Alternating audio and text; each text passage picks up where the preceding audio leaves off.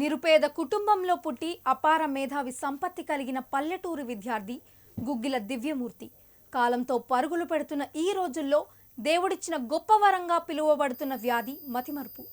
కానీ జాగ్రత్త ఉంటే మతిమరుపు దరిచేరదు అంటూ దేశాల పేర్లు, రాష్ట్రాల పేర్లు, దేశంలోని అన్ని రాష్ట్రాలలోని జిల్లాల పేర్లు అవలీలగా చెప్పడమే కాకుండా రాష్ట్ర స్థాయిలో జ్ఞాపక శక్తి అవార్డు పొందారు దివ్యమూర్తి.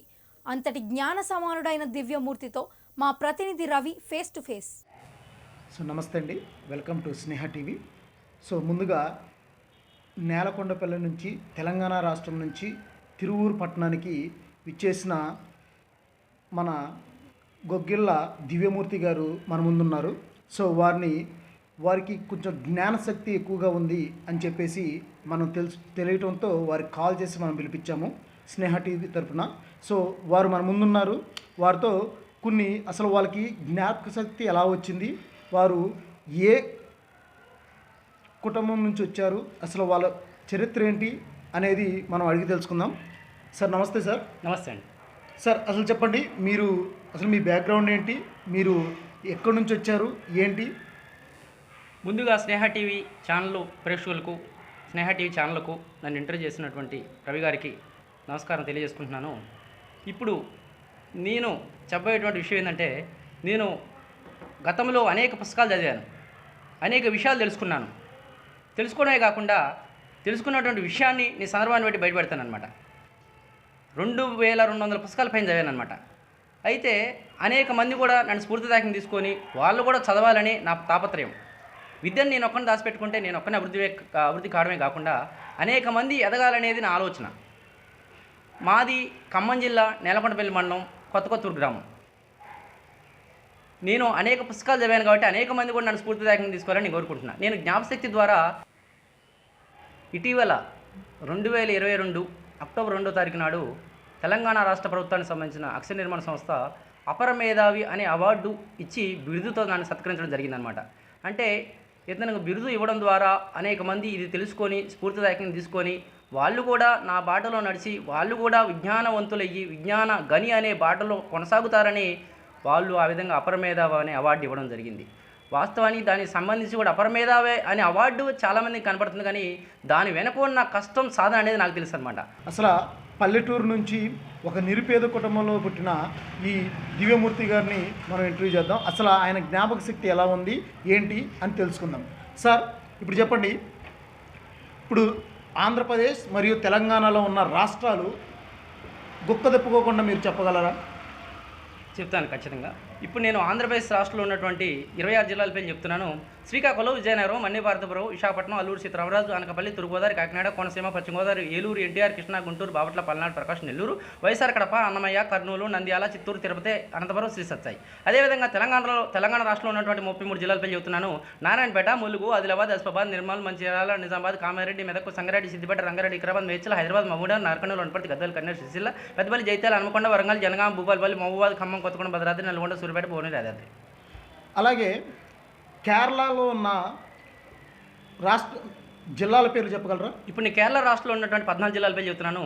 అలపుజ, ఎర్నాకుళం, ఇడుక్కి, కాసగడ్డ, కണ്ണూరు, కొట్టాయం, కొల్లాం, కోజికోడ్, మనపురం, పతనాంతిట్ట, పలక్కాడ్, త్రిశూర్, తిరువనంతపురం, వయనాడు. అలాగే ఇప్పుడు మీకు ఒక ఐడి కార్డ్ ఏదో ఒకటి ఇస్తాము, దాని యొక్క నెంబర్ని మీకు ఎంత జ్ఞాపక శక్తి ఉంది, ఏ టైంలో చెప్పగలరు అనేది చూద్దాం. సార్ ఒక ఐడి కార్డ్ ఇవ్వండి. సో ఇది మనకి పాన్ కార్డు. ఈ పాన్ కార్డులో ఉన్న నెంబర్ని ఒకసారి చూపించి దివ్యమూర్తి గారికి ఎంత జ్ఞాపక శక్తి ఉందో తెలుసుకుందాం. ఓకే, ఈ పాన్ కార్డ్ నెంబర్ను నేను ఇప్పుడే ఒక సెకండ్ చూడడం జరిగింది. దీన్ని ముందు నుంచి వెనక నుంచి ఇప్పుడు నేను చూడకుండా చెప్తున్నాను. DIPPS8818J. ఇదే నెంబర్ నేను వెనక నుంచి చూడకుండా చెప్తున్నాను. J8188S PPID. సో చాలా చక్కగా చెప్పారు.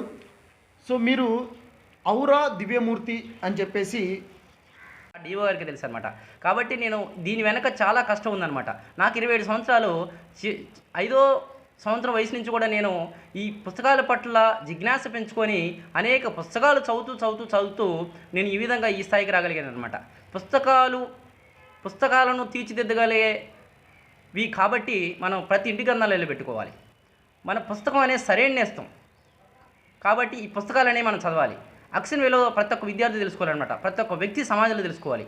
అక్షరం అనేది 1,00,000 మెదలకు కదలిక, అంటే 1,00,000 మందిని ఆలోచింపజేసింది అనమాట. ఈ యొక్క అన్నదానం అనేది ఆకలన తీరిస్తే అక్షర జ్ఞానం అనేది అజ్ఞానాన్ని తొలగిస్తుంది. మన అక్షర జ్ఞానం అనేది మన తలరాతను మార్చేటువంటి ఏకైక ఆయుధం. జన్మనిచ్చిన తల్లిదండ్రులకు జ్ఞానాన్ని నేర్పిన ఉపాధ్యాయులకు మించి గౌరవించిన వారు లేరని విద్యార్థులు తెలుసుకోవాలన్నమాట.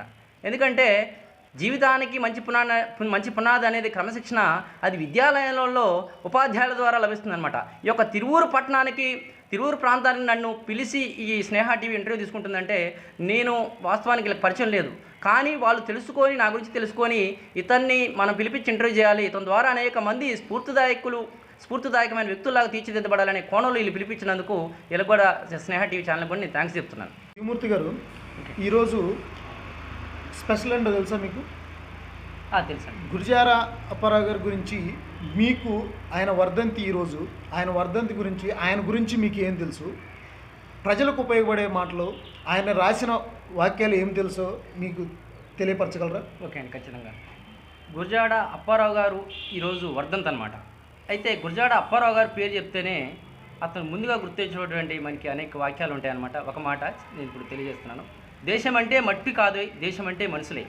నరజాతి చరిత్ర సమస్తం పరపేన్న పరాయణత్వం. అంటే దేశం అంటే మట్టి కాదు, మనుషులు అనేవాళ్ళు భూమి మీద ఉన్నారు. మట్టి మాత్రమే కాదు, ఈ మనుషులు సోదర భావంతో, వాళ్ళు మానసిక విలువలతో, నైతిక విలువలతో, మానవత విలువలతో, సేవా దృక్పథంతో వాళ్ళు కలిసిమెలిసి ఉండాలి. ఆధ్యాత్మికంగా బలపడాలి, ఆత్మీయ విలువలతో ముందుకు పోవాలి. వాళ్ళు మంచితనాన్ని, మర్యాదను కనపరచాలన్నమాట. ఎందుకండి శత్రుత్వాలు, స్వార్థాలు అవసరం లేదు.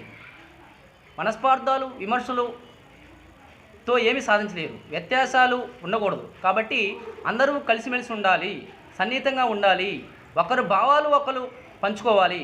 అప్పుడు మన భారతదేశం కాదు, ప్రపంచం మొత్తం కూడా సన్నిహిత విలువలతో, ప్రేమ అనురాగాలతో, దయ అనురాగాలతో అవలేలుగా సమాజంలో అంచెలంచెలుగా చొచ్చుకోబోతుందని నా భావన. కాబట్టి ఈ సందర్భంగా అతను రాసినటువంటి వాక్యాన్ని నేను తెలియజేశాను. గురజాడ అప్పారావు గారు చెప్పినట్టు వాక్యాన్ని. ఓకే, దివ్యమూర్తి గారు చాలా చక్కగా చెప్పారు గురజాడ గారి గురించి ఈరోజు వర్ధంతి సందర్భంగా.